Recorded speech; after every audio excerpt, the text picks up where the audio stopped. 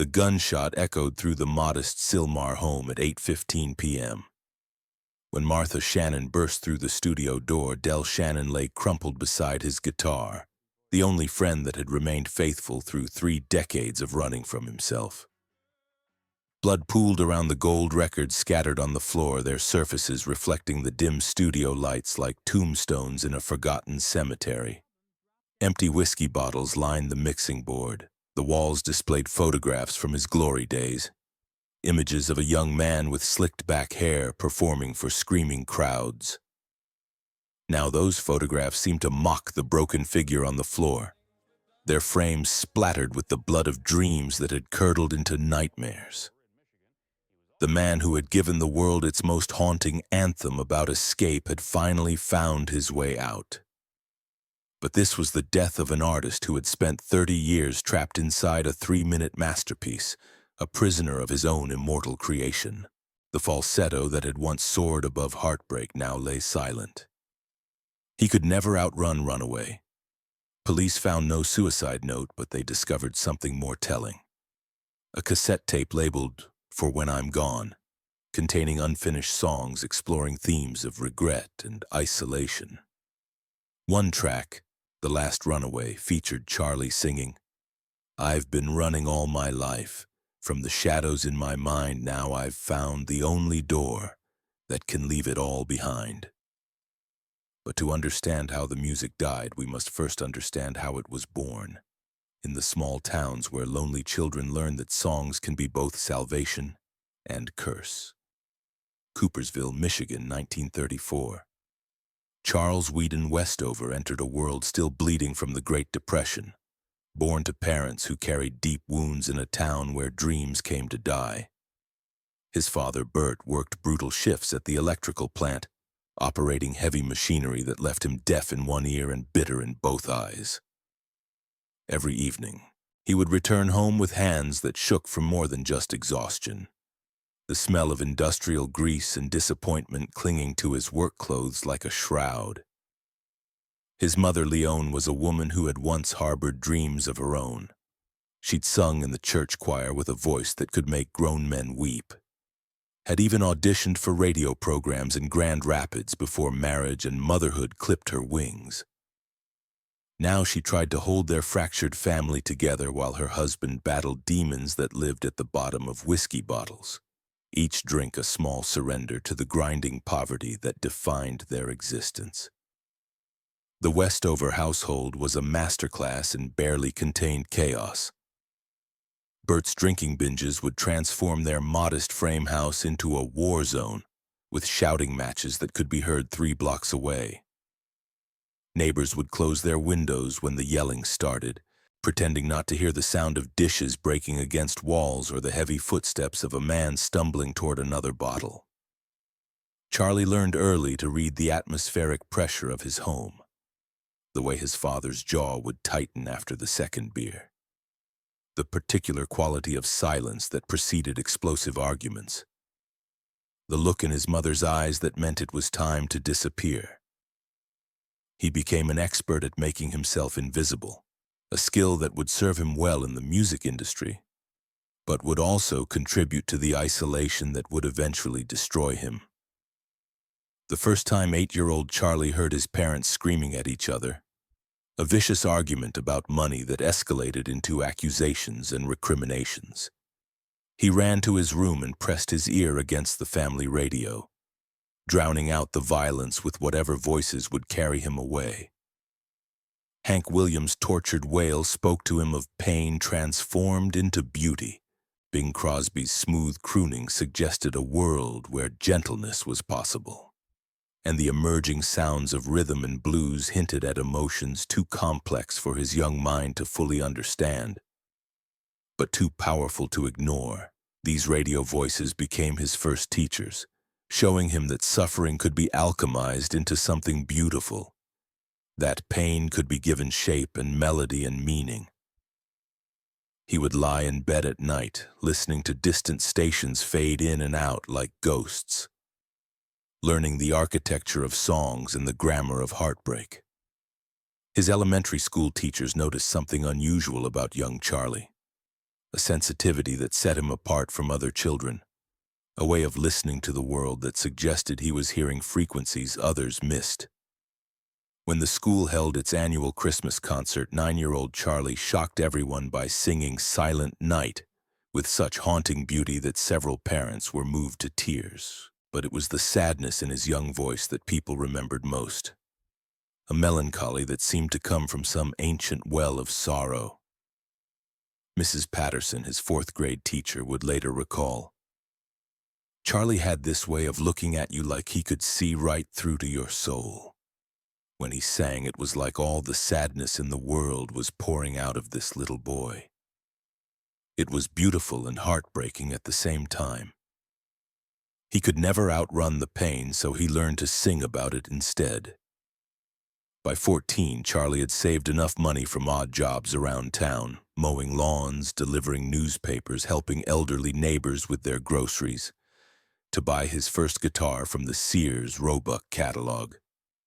The instrument cost $18.95, a fortune for a boy whose family could barely afford groceries, but Charlie had been saving every penny for months, hiding coins in a coffee can under his bed like a miser hoarding treasure. The guitar was a simple acoustic model with a sunburst finish that was already showing signs of wear when it arrived. But to Charlie, it was the most beautiful thing he had ever owned, a portal to a world where his feelings could find expression, where the chaos of his home life could be transformed into something resembling order. The instrument became his confessor, his therapist, his only reliable companion in a world that seemed determined to disappoint him. He taught himself to play by ear, spending hours in his bedroom working out chord progressions and melodies while his parents fought downstairs. His fingers were clumsy at first, fumbling over simple chord changes, but there was something in his approach to the instrument that suggested this was more than just a teenage hobby.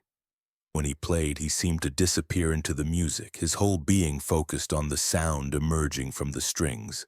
The first song he learned to play all the way through was "Your Cheatin' Heart" by Hank Williams, and when he sang along to his own accompaniment, something magical happened. His voice, still changing with adolescence, found a register that was both vulnerable and strong, trembling with emotion but never breaking. It was as if all the pain he had absorbed during his short life was being channeled through his vocal cords, transformed into something beautiful and necessary. Mrs. Henderson, the local music teacher, would never forget the first time she heard him perform. Charlie had been too shy to audition for the school talent show, but she had convinced him to play for her privately after hearing rumors about his talent. There was a sadness in his music even then, she would later recall, like he was calling out to someone who would never answer back. When Charlie sang, it was like watching someone bleed beautiful music. I knew immediately that this boy was special, that he had something most people spend their whole lives trying to find. She tried to convince his parents to pay for formal music lessons, but Bert dismissed the idea as sissy nonsense that wouldn't put food on the table. "The boy needs to learn a trade," he would grumble, "not waste time with that guitar foolishness." But Charlie continued to teach himself, driven by an inner compulsion that he couldn't fully understand but couldn't ignore. High school brought new opportunities and new challenges. Charlie formed the Cool Flames with a group of local teenagers who shared his passion for the emerging sounds of rock and roll. They played sock hops and school dances, covering hits by Elvis Presley and Chuck Berry. But even when performing other people's songs, Charlie's voice carried something different, a haunting quality that made teenage dancers stop mid-step and listen. His bandmates remember him as intensely focused on the music, sometimes to the exclusion of everything else. While they were interested in impressing girls and having fun, Charlie approached every performance like it was a matter of life and death.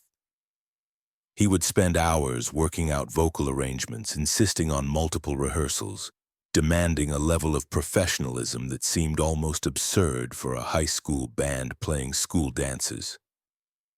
"Charlie was different from the rest of us," recalls Tommy Morrison, the Cool Flames drummer. We were just kids having fun, but for him it was something deeper.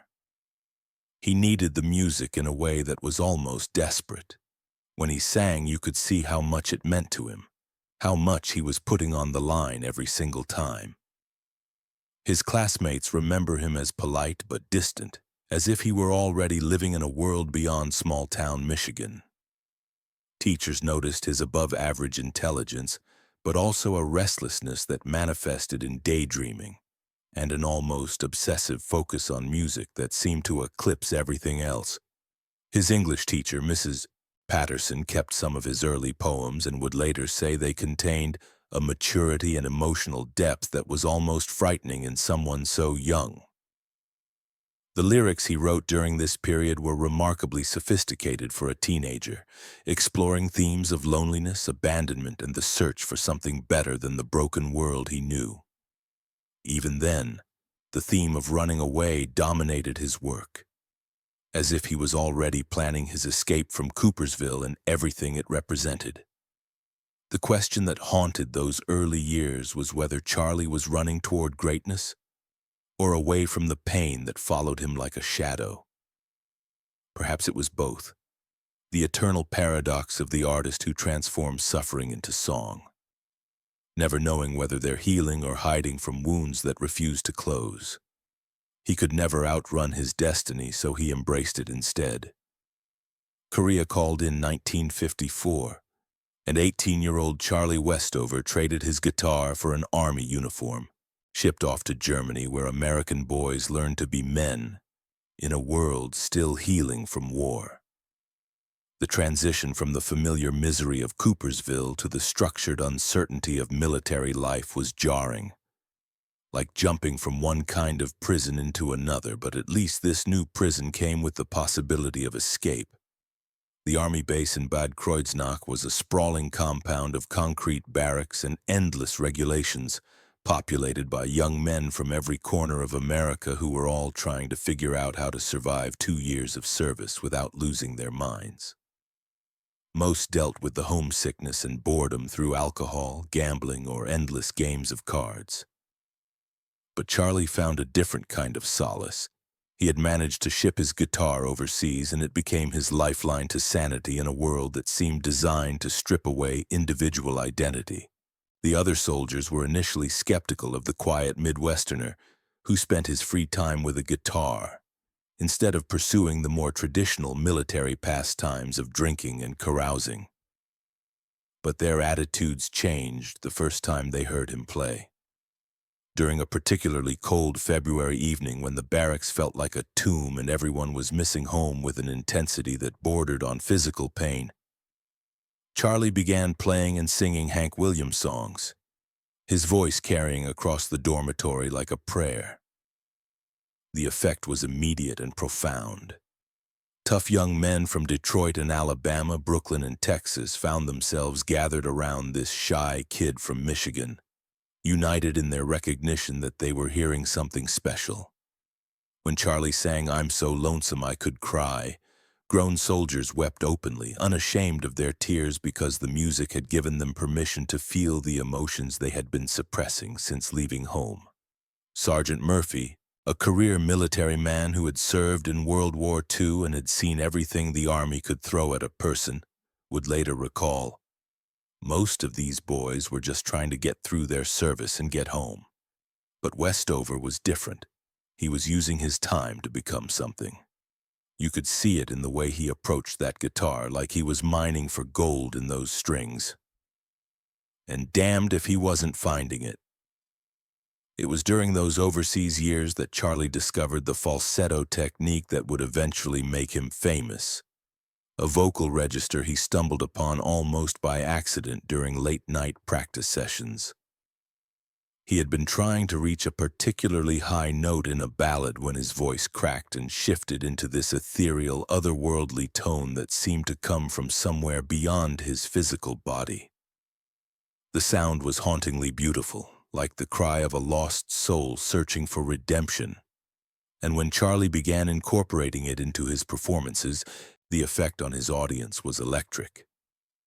The falsetto seemed to capture something essential about the experience of young men far from home, suspended between childhood and adulthood, between the familiar past and an uncertain future.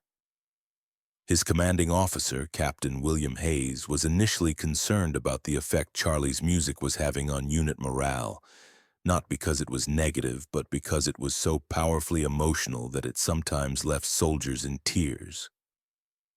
"I've never seen anything like it," Hayes wrote to his wife in a letter that would later be found among his personal effects. "This kid from Michigan can make a room full of hardened soldiers cry just by opening his mouth and singing. It's either the most beautiful thing I've ever witnessed or the most dangerous. Maybe both." Charlie's fellow soldiers became his first real audience, and their enthusiastic response planted the first seeds of what would become a lifelong obsession with performance, and the desperate need for approval that would eventually contribute to his downfall. When Charlie sang, the barracks would fall silent. Tough young men from across America united in their recognition that they were hearing something that transcended the ordinary boundaries of entertainment. Letters home during this period reveal a young man grappling with his identity and future, struggling to understand the power of the gift he was discovering within himself. To his mother, he wrote, "The music feels more real to me than anything else here. When I play, I forget about being afraid, forget about missing home, forget about everything except the sound. Maybe that's what I'm supposed to do with my life. Help people forget their troubles, even if just for a few minutes. But sometimes I wonder if I'm helping them or just making them sadder." The duality would define his entire career. The ability to bring comfort and joy to others while remaining unable to find peace for himself. Even as he was discovering his extraordinary vocal abilities, Charlie was also learning the painful lesson that the very sensitivity that made him a great artist also made him vulnerable to the emotional wounds that would plague him for the rest of his life. When his service ended in 1956, Charlie returned to Michigan with a new sense of purpose, but also a new understanding of his own isolation. The Army had taught him that his music could affect people in profound ways, but it had also shown him that this gift came with a price. The burden of carrying other people's emotions while struggling to process his own. Returning to civilian life meant facing the same question that confronted thousands of veterans: how to translate military experience into meaningful existence in a world that seemed smaller and more limited than the one he had left behind. Charlie tried various jobs: carpet salesman, truck driver, factory worker, anything to pay bills while feeding the creative hunger that had grown stronger during his Army years. But each job felt like a betrayal of the promise he had made to himself during those lonely nights in German barracks. The disconnect between his day job and his artistic ambitions created a kind of psychological whiplash that left him feeling like he was living two separate lives. During the day, he would sell carpets to housewives in Grand Rapids, smiling and making small talk about pile height and color coordination. But at night, he would transform into something else entirely, driving to clubs and bars across Michigan with his guitar, desperately trying to convince anyone who would listen that he had something worth hearing. The rejection was constant and brutal. Club owners who saw him as just another wannabe with a guitar. Musicians who viewed him as competition for already scarce opportunities. Audiences who were more interested in drinking and socializing than listening to the introspective ballads that poured out of his soul like blood from an open wound. But Charlie persevered, driven by a vision of musical success that had sustained him through the darkest moments of his childhood and military service. He began to understand that his voice was his weapon, his guitar his armor, and his songs his ammunition in a war against the mediocrity and desperation that seemed to define adult life in post-war America. He could never outrun the struggle, so he made it part of the song. 1961 arrived like lightning trapped in a bottle, crackling with possibility and danger in equal measure. The song that would define Del Shannon's life and ultimately destroy him, was born from the most universal of human experiences, heartbreak. Charlie had been dating a local girl named Karen, a secretary at an insurance office who had seemed charmed by his musical ambitions until the reality of dating a struggling musician began to wear thin.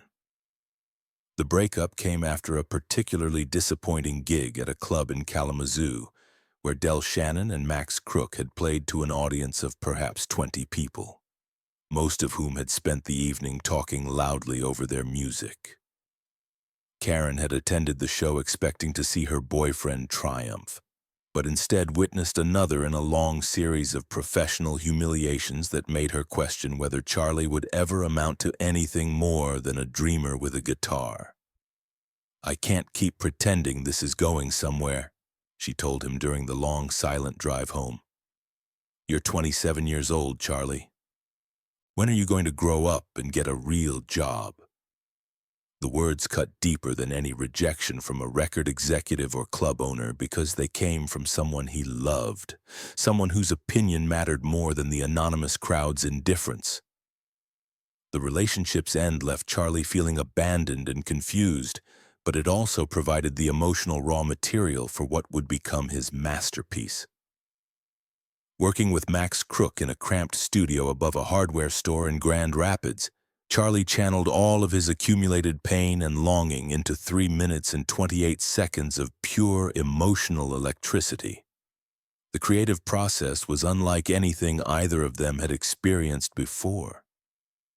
Charlie would arrive at the studio in the late afternoon after finishing his day job selling carpets and work until dawn on the song that was slowly taking shape. Max would manipulate his musitron to create sounds that seemed to emerge from the ether itself, while Charlie crafted lyrics that transformed personal heartbreak into universal truth. The song that emerged was Runaway, though that title wouldn't be settled upon until weeks into the recording process. Charlie had initially called it Why Did She Go? But Max suggested that Runaway better captured the song's sense of mysterious departure and emotional confusion. The lyrics themselves were deceptively simple, a straightforward narrative about lost love and confused abandonment, but Charlie's delivery transformed them into something that spoke to every person who had ever been left behind. When he sang the opening lines describing a girl who had suddenly disappeared from his life, his voice carried all the vulnerability and confusion of someone genuinely trying to understand what had gone wrong. But it was during the bridge when his voice soared into that ethereal falsetto register while asking, "I wonder why she ran away," that the song achieved transcendence. The falsetto wasn't just a vocal technique. It was the sound of a soul in crisis, a voice pushed beyond its normal limits by emotions too powerful to contain. When combined with Max's otherworldly musitron solo, the effect was both futuristic and timeless, capturing the contradiction between technological progress and eternal human suffering. They recorded dozens of versions of the song, experimenting with different arrangements, different vocal approaches, different instrumental textures. Charlie was a perfectionist who drove both himself and Max to the edge of exhaustion in pursuit of exactly the right sound. He would sing the same passage 20 times, searching for the precise emotional inflection that would make the difference between a good song and an immortal one.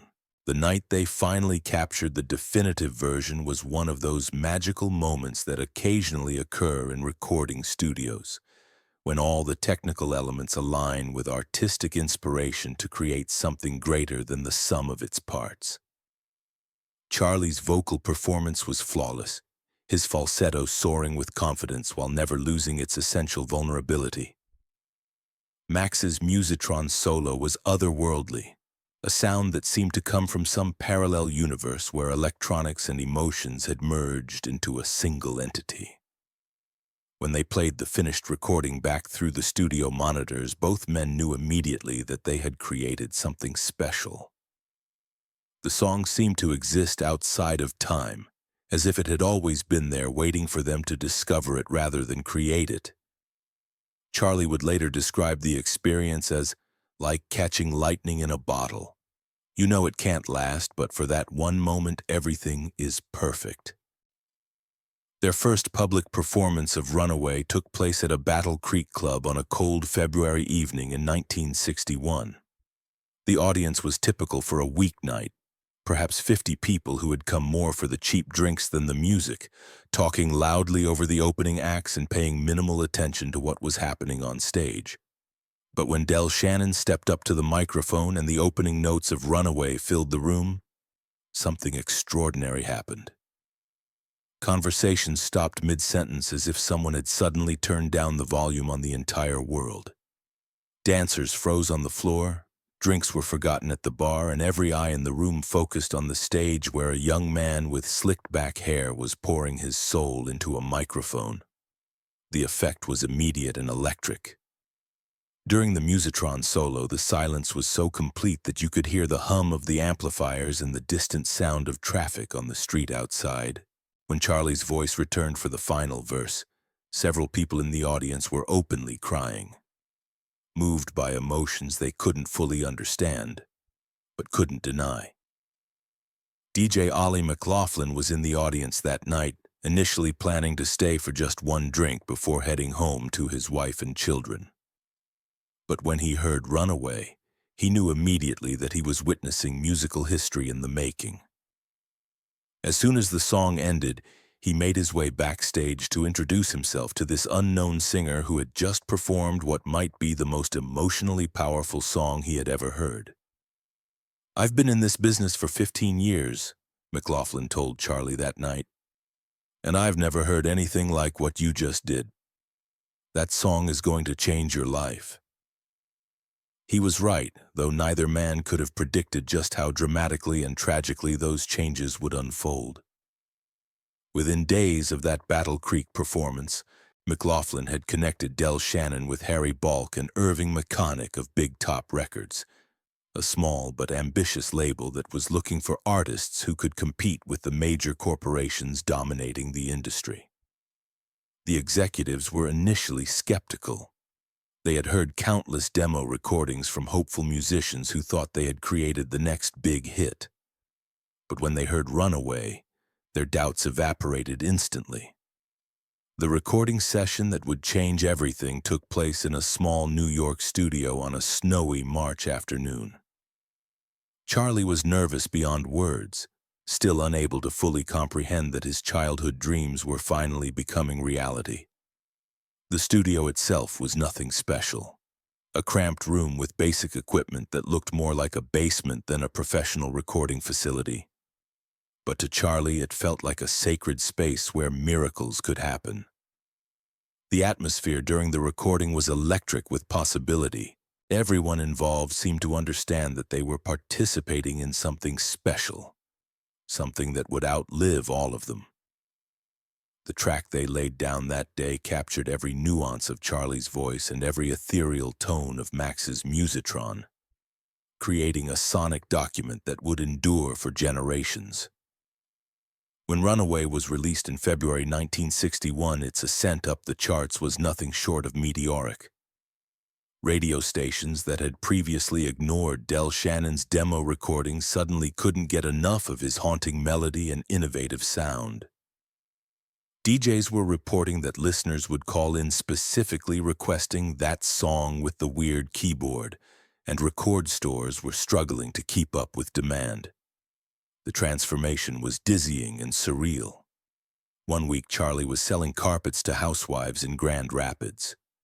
The next, he was fielding calls from Ed Sullivan's booking agents and being photographed for the covers of national magazines. The boy from Coopersville who had dreamed of escaping his circumstances had gotten his wish in the most spectacular way possible. But as Charlie would soon discover, escape was an illusion. Sometimes the chains that bind us are forged from our greatest successes rather than our failures, and the very song that had set him free would eventually become the prison that would destroy him. He could never outrun Runaway. It would follow him forever. Follow-up singles climbed the charts. Hats Off to Larry, So Long Baby, and Hey, Little Girl, proving he wasn't a one-hit wonder. Concerts sold out coast to coast. The press dubbed him America's answer to the British invasion. But behind the perfectly crafted image, cracks were showing. Constant touring exhausted him. The pressure to always be on, always smiling, always ready to perform, wore thin on a man whose natural temperament leaned toward introspection. The isolation was devastating, surrounded by people claiming to care. Charlie felt more alone than ever. Behind all that glamour and success, there was already an unbearable loneliness that nobody saw. A loneliness that would grow like cancer until it consumed everything. The first major crack appeared in 1965 when the British invasion swept America. Suddenly, clean-cut American rock stars found themselves struggling for relevance in a landscape dominated by the Beatles and Rolling Stones. For Del Shannon, this represented more than changing tastes. It was a devastating blow to his identity. Record sales plummeted, radio stations stopped playing new releases. Concert venues offered smaller slots on bills dominated by British acts. Professional rejection compounded personal turmoil. His marriage to Shirley Nash had seemed fairy tale during early success, but fame's pressures strained their relationship beyond breaking point. The breaking point came during a disastrous 1966 European tour. Playing half-empty clubs was humiliation that cut deeper than any critic's review. But the internal collapse proved most devastating. Friends describe a man disappearing before their eyes, famous smile becoming rare, work ethic giving way to crippling self-doubt. The falsetto that had once soared with confidence now sounded tentative, as if he no longer believed in his own voice's power. He could never outrun the fall. It was always waiting at the end of every rise. The final blow came when Big Top Records dropped him in 1967. The label that had launched his career decided he was no longer commercially viable. For Charlie, it felt like death sentence, official confirmation that Del Shannon was no longer wanted.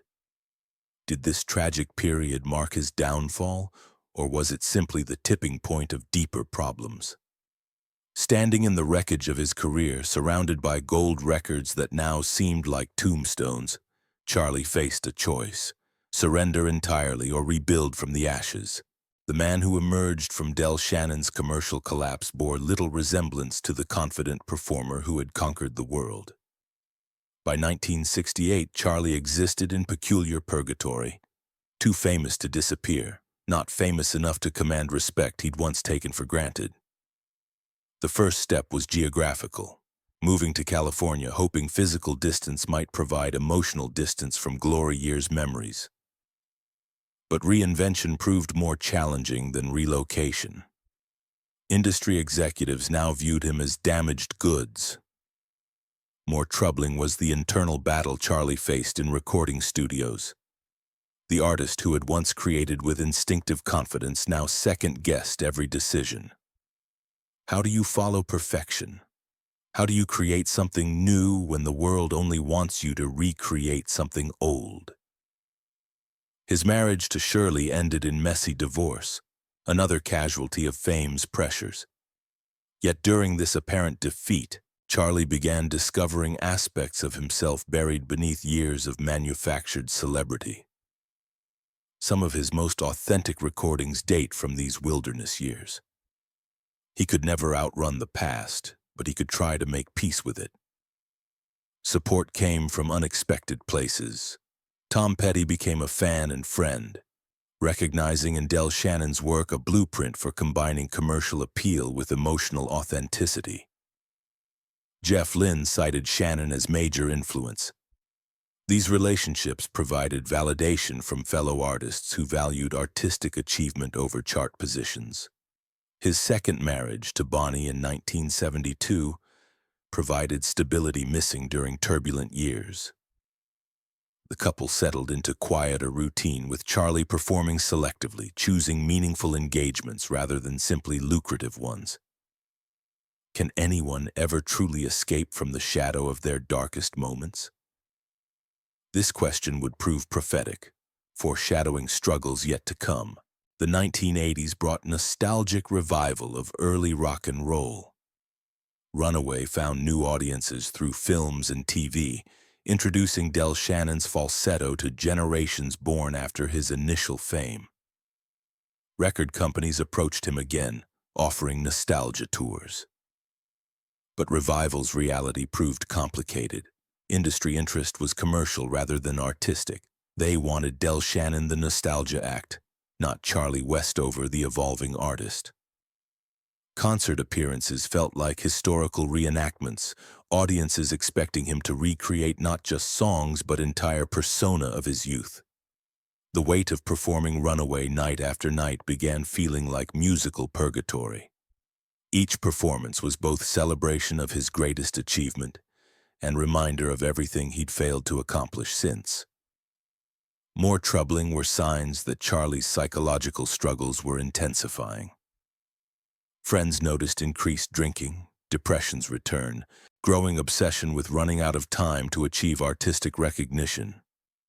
He felt he deserved. The devastating blow came in 1988 when Roy Orbison died suddenly at his comeback's height. Orbison had been kindred spirit who understood unique challenges of maintaining artistic integrity while navigating industry demands. His death sent Charlie into grief spiral that proved difficult to escape. He could never outrun time. It was always catching up. In Orbison's death's aftermath, Charlie became convinced time was running out for his own artistic vindication. The pressure to create a masterpiece cementing his legacy became overwhelming, paralyzing his creative process and deepening depression. Were these final decisions acts of surrender, or courageous acts of self-preservation? As Charlie entered his 50s, this question took on urgent significance. February 8, 1990. The modest Sylmar studio where it all ended was a shrine to what might have been. Charlie had been drinking more heavily in recent weeks, and the demons that had haunted him since childhood were winning their final battle. The night unfolded like so many others. Charlie spent the day in his studio working on a song he would never finish. Martha was in the living room waiting for him to emerge for dinner. The house was quiet except for muffled sounds of guitar and vocals. Then came the gunshot that ended everything. The scene Martha discovered was devastatingly intimate. Charlie lay beside his beloved guitar, the instrument that had been his closest companion through 3 decades of triumph and torment. The photographs on walls, images of a young man performing for screaming crowds, now mocked the broken figure on the floor. He could never outrun Runaway, and in the end, it killed him. The investigation revealed few answers about why Charlie chose to end his life when he did. There was no suicide note, no clear catalyst. Police found evidence of depression and drinking, but nothing justifying such definitive escape. The funeral drew mourners from industry veterans to younger, inspired artists. Tom Petty and Jeff Lynne served as pallbearers. Radio stations worldwide played Runaway in tribute, the song that made him famous becoming his eulogy. In years following his death, Del Shannon's reputation underwent gradual rehabilitation. He was posthumously inducted into Rock and Roll Hall of Fame in 1999, finally receiving recognition that had eluded him during lifetime. But perhaps the most fitting tribute has been Runaway's enduring power. More than 6 decades after creation, the song continues resonating with new generations. The boy from Coopersville who dreamed of creating something lasting had succeeded beyond imagination, even if he never lived to appreciate his achievement's magnitude. The question haunting those who study his life: could Charlie Westover ever have found peace with his legacy? Or did the very sensitivity that made him great also make him incapable of surviving fame's pressures? Del Shannon died at 50, still chained to a 3-minute song that had become both his greatest triumph and cruelest prison.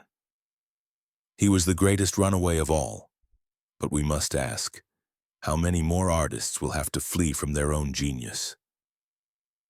What hidden secrets might still remain untold behind the public image of the man who gave voice to a generation's loneliness, only to discover that the loneliest place of all was inside his own eternal masterpiece?